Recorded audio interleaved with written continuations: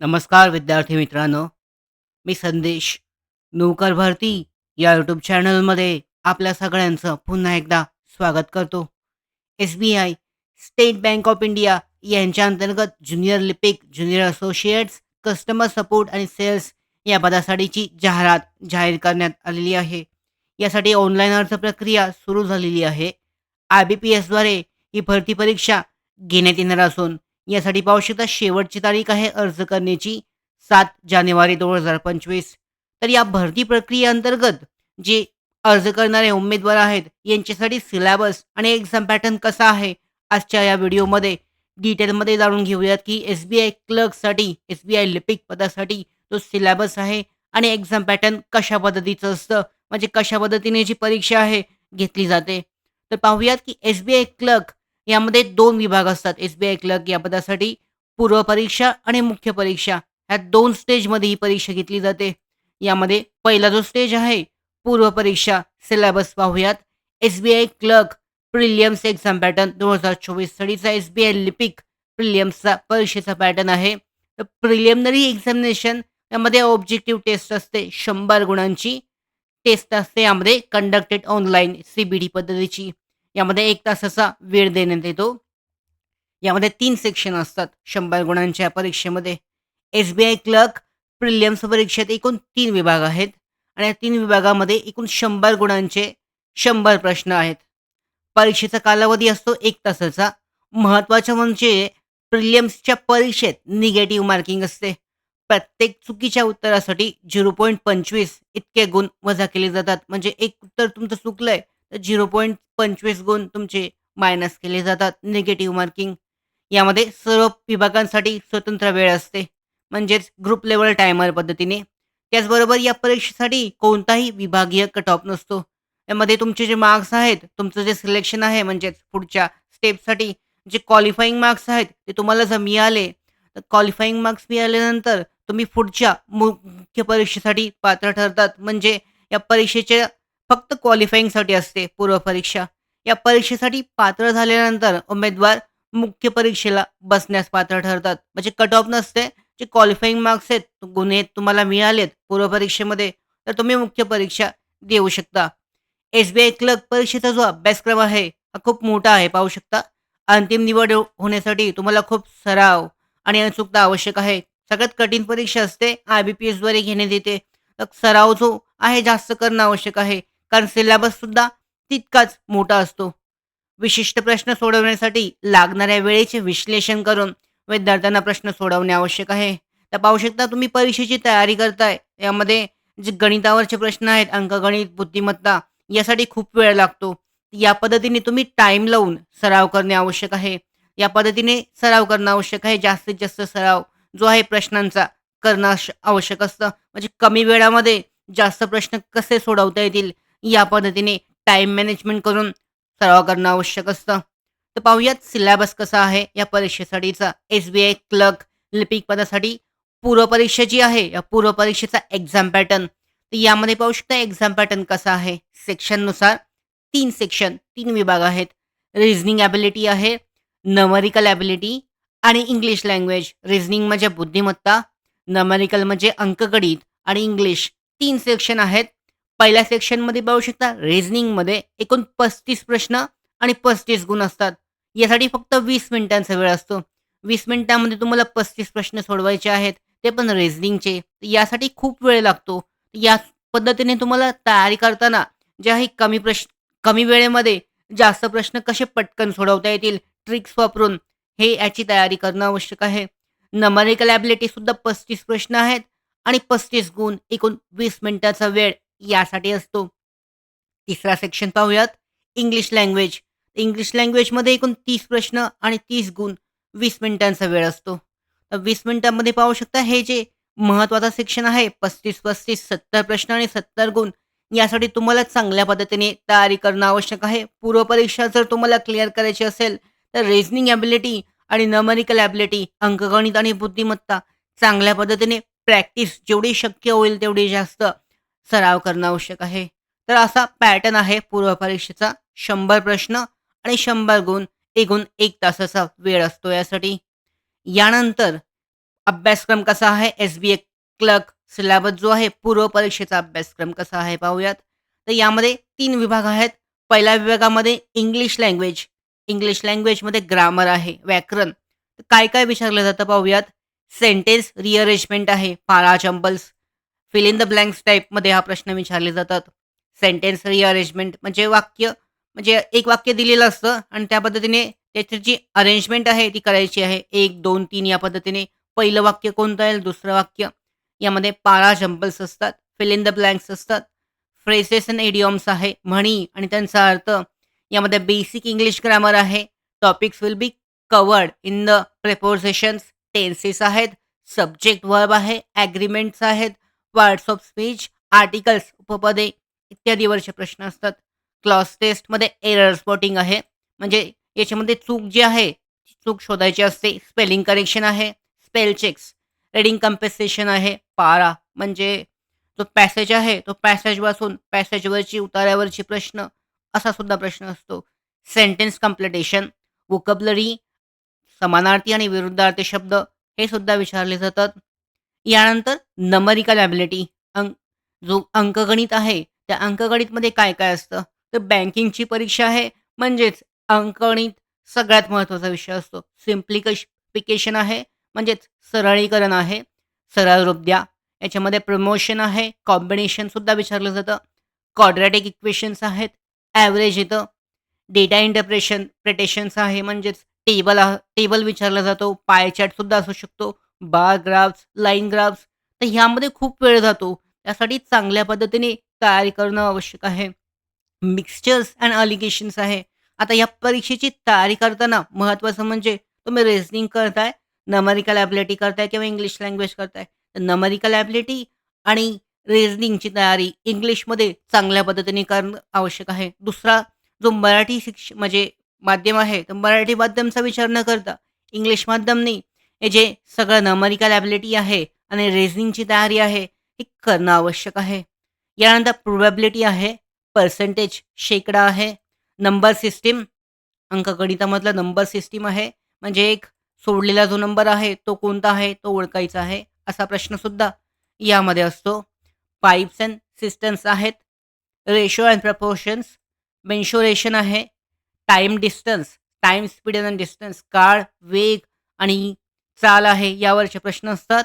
Number series, sorts and indicates आहे. Time and work, time and work म्हणजे किती वेळामध्ये कोणतं काम कंप्लीट होईल, इतका वेळ लागतो, असे प्रश्न.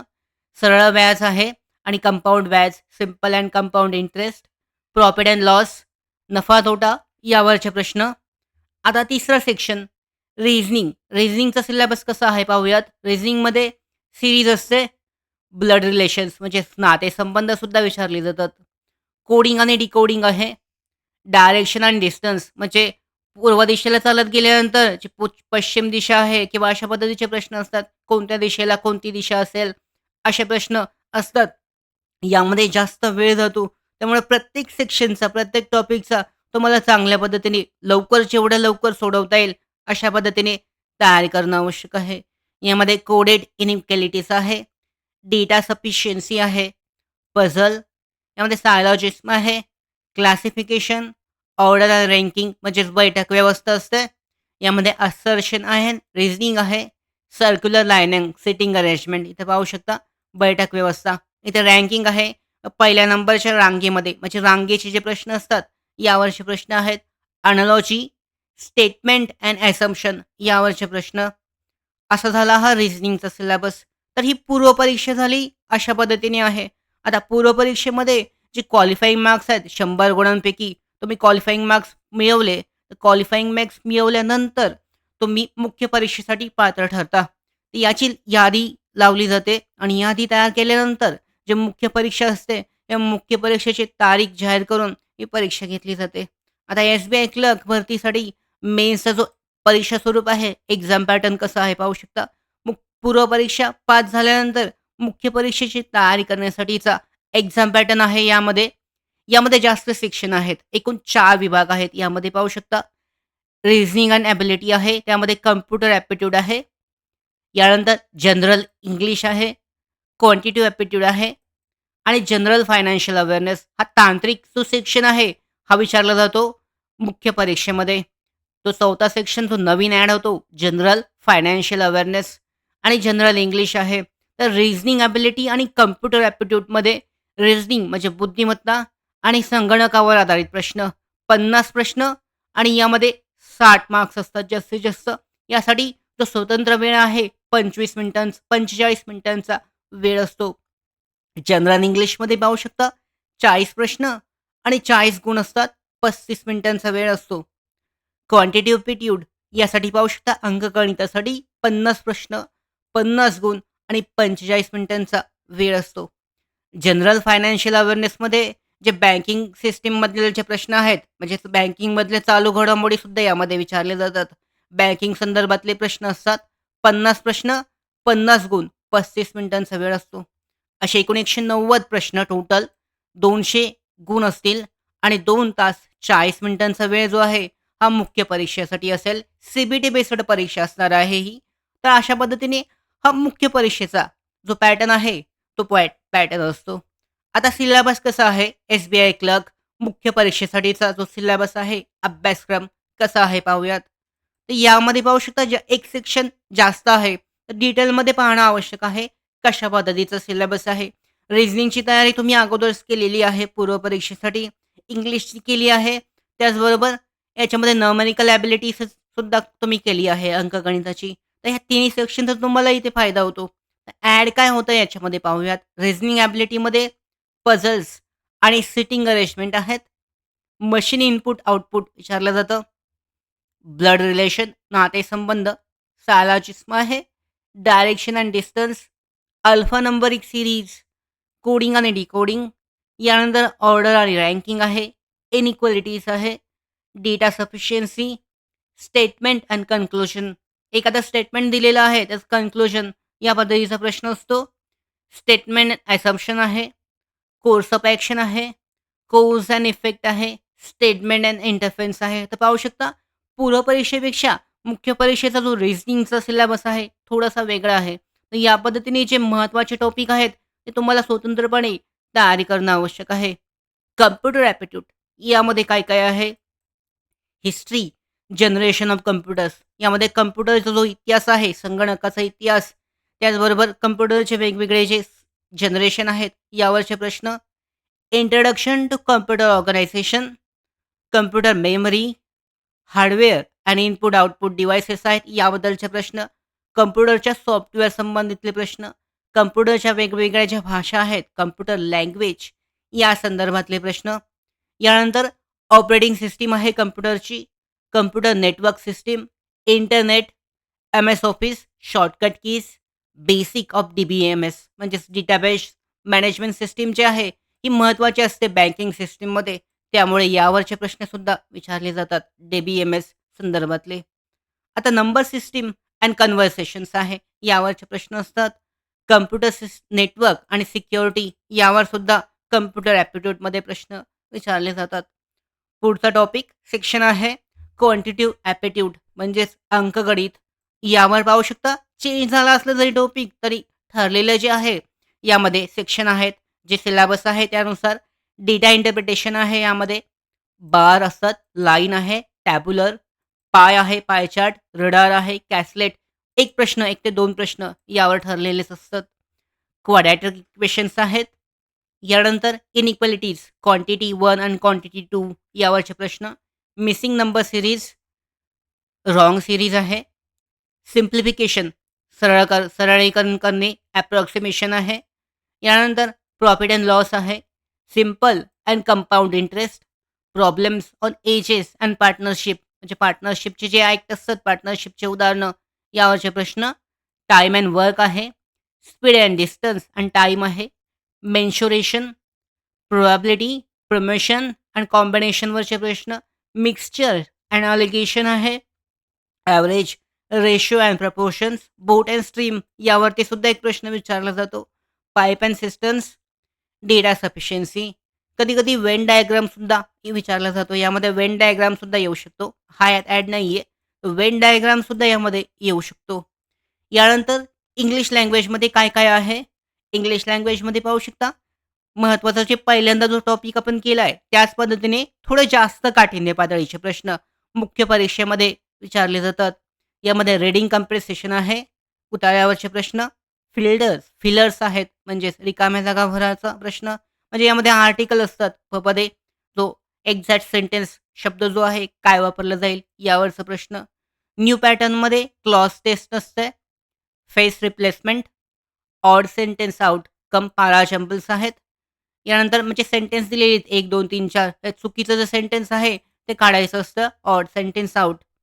इंटरफेन्स आहे इन्फेन्स. सेंटेन्स कंप्लिटेशन आहे. यानंतर कनेक्टर्स, पॅराग्राफ कन्क्लुजन आहे. Phrases and verb related questions. Error detection आहे. वर्ड युजेस आणि व्होकॅब्युलरी बेस्ड क्वेश्चन्स जे व्होकॅब असतात, व्होकॅब्युलरी बेस्ड क्वेश्चन्स यामध्ये विचारले जातात. आता शेवटचा सेक्शन जनरल अवेअरनेस म्हणजे यामध्ये सामान्य ज्ञान, पण सामान्य ज्ञान महत्त्वाचं आहे. बँकिंग सेक्शनची परीक्षा म्हणजे बँकिंग सेक्शनमधलंच बँकिंग आधारित जे चालू घडामोडी आहेत, बँकिंग आधारित अवेअरनेस आहे, यावरचे प्रश्न विचारले जातात. बँकिंग अवेअरनेस पूर्णपणे डिटेलमध्ये करणं आवश्यक आहे. फायनान्शियल अवेअरनेस हा सुद्धा महत्त्वाचा आहे.